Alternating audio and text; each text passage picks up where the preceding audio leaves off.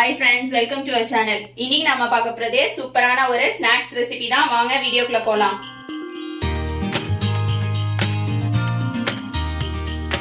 இது பாத்தீங்கன்னா முந்திரி எடுத்துர்க்கேன், மைதா எடுத்துர்க்கேன், மார்கரைன் எடுத்துர்க்கேன். மார்கரைனுக்கு பதிலா நீங்க எண்ணெய் கூட எடுத்துக்கலாம்.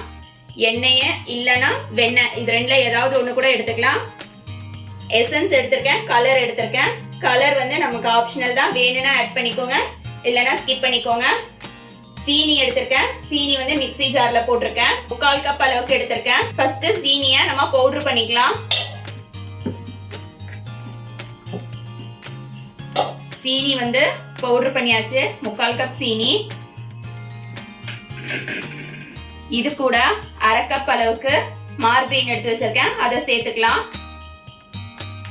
நாம பொடி பண்ணி வச்சிருக்க சீனியோட மார்கரைன் சேர்த்துட்டு மிக்ஸில நல்லா பீட் பண்ணிக்கலாம். நம்ம ஹேண்ட் பிளெண்டர் இல்லனா எக் பீட்டரால பீட் பண்ற மாதிரி நம்ம மிக்ஸி ஜார்லயே பீட் பண்ண போறோம். பீட் பண்ணிட்டு காட்டுறேன். இது பீட் பண்ணும்போது மிக்ஸி வந்து சூடு வரக்கூடாது, அதே மாதிரி மிக்ஸி ஜாரும் சூடு வந்துடக்கூடாது. சூடு வராத அளவுக்கு கொஞ்சம் கொஞ்சமா போட்டு நீங்க ஆஃப் பண்ணி எடுங்க. நான் இது வந்து ஒரு 3 மினிட்ஸ் அடிச்சுட்டு கொண்டுட்டு வந்து காட்டுறேன். மிக்ஸில பீட் பண்ணதுக்கு அப்புறமா இந்த மாதிரி தான் இருக்கும். இதை நாம ஒரு பவுலுக்கு மாத்திடலாம்.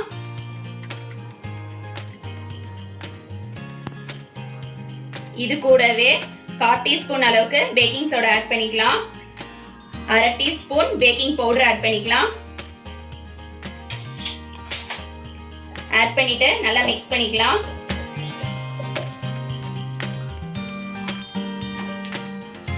இது பாத்தீங்கன்னா எந்த அளவுக்கு சாஃப்டா இருக்குன்னு பாருங்க.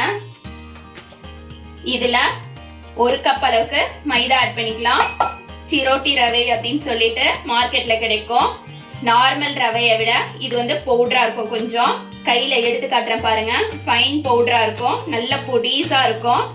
இது வந்து 1/4 கப் அளவுக்கு ஆட் பண்ணிக்கலாம். நம்மளோட பிஸ்கட் வந்து நல்ல கிறிஸ்பியா இருக்கும். நான் இன்னைக்கு லெமன் எசன்ஸ் ஆட் பண்றேன். உங்ககிட்ட லெமன் எசன்ஸ் இல்லைன்னா அதுக்கு பதிலாக வெனிலா எசன்ஸ் கூட ஆட் பண்ணிக்கலாம். கொஞ்சமா ஃபுட் கலர் ஆட் பண்றேன்.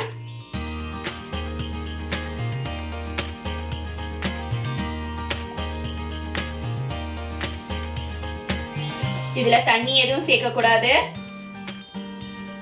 நம்ம சேர்த்திருக்க மார்கரைனும் சீனியும் கலந்தாலே மாவு வந்து கரெக்டான பதத்துக்கு வந்துடும்.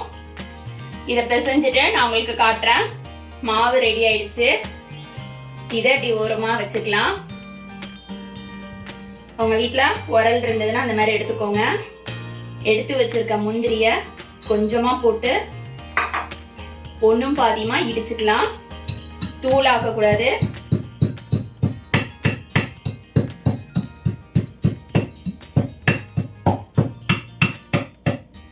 முந்திரி பாத்தீங்கன்னா உடையணும். இந்த மாதிரி சின்ன சின்ன பீஸா, தூளாக கூடாது. அதால இந்த மாதிரி உரல் உலக்கையில தான் இடிக்கணும். சப்போஸ் உங்ககிட்ட இல்லை இது அப்படின்னாக்கா அதுக்கு பதிலா பிளாஸ்டிக் கவர்ல போட்டுட்டு சப்பாத்தி கட்டையால உடைச்சிங்கன்னா உடைஞ்சிரும். மிக்சியில மட்டும் போட்டுறாதீங்க. இப்போ நம்ம எடுத்து வச்சிருக்க மாவுல இருந்து சின்ன சின்னதா பால் போட்டுக்கலாம். நமக்கு என்ன சைஸ் வேணுமோ அந்த சைஸ் போட்டுக்கலாம். உருட்டிட்டு இந்த மாதிரி கையில வச்சு லெவல் பண்ணிக்கலாம். இந்த மாதிரி இடிச்சு வச்சிருக்கிறதுல மேல கொஞ்சமா முந்திரி போட்டு பிரஸ் பண்ணி விட்டுக்கலாம். இந்த மாதிரி போட்டா போதும். இதே மாதிரி நான் எல்லாத்தையும் பண்ணிட்டு காட்டுறேன். இது பண்ற நேரத்துல நான் இன்னைக்கு அடுப்புல தான் பண்ண போறேன். அடுப்புல தோசை தவா வச்சுட்டு ப்ரீ ஹீட் பண்ணிக்கலாம். நான் இன்னைக்கு பனியார கல் எடுத்திருக்கேன். பனியார கல்ல வந்து என்னோடது நான்ஸ்டிக்கு, அதால எண்ணெய் நெய் எதுவுமே தடவாம ஸ்ட்ரெயிட்டா நான் வந்து பிஸ்கட் மாவை இதுல வச்சிட போறேன். உங்ககிட்ட இரும்புல இல்ல இண்டாலியம்ல பனியார கல் இருந்ததுனாக்கா அதுல கொஞ்சமா எண்ணெய் இல்லனா நெய் ஏதாவது ஒண்ணு தடவிக்கோங்க. நம்மளோட பிஸ்கட் வந்து மாவு ரெடி ஆயிடுச்சு. இத வந்து பாதி வந்து நான் அவன்ல வைக்க போறேன், பாதி வந்து ஸ்டவ்ல வச்சு செய்ய போறேன். குழிப்பணியார கல் வந்து ப்ரீ ஹீட் பண்ணியிருக்கேன். அது 10 மினிட்ஸ்ல சூடு வந்திருக்கும். இப்போ அதுல நம்ம பிஸ்கட் மாவை எடுத்து வச்சிடலாம். அடுப்பு பாத்தீங்கன்னா சிம்ல தான் இருக்கணும்.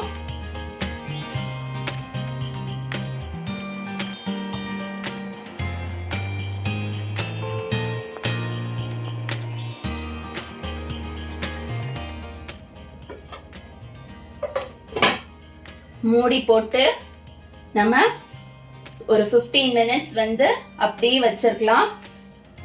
15 மினிட்ஸ் கழிச்சு நம்ம பிஸ்கட் ரெடி ஆயிடும். அதுக்கப்புறம் நான் காட்டுறேன். இப்போ மீதி மாவை நான் அவன்ல வைக்க போறேன். அவன்ல வச்சுட்டு இதை வந்து 180 டிகிரி சென்டிகிரேட்ல 15 மினிட்ஸ் வச்சு எடுக்க போறேன்.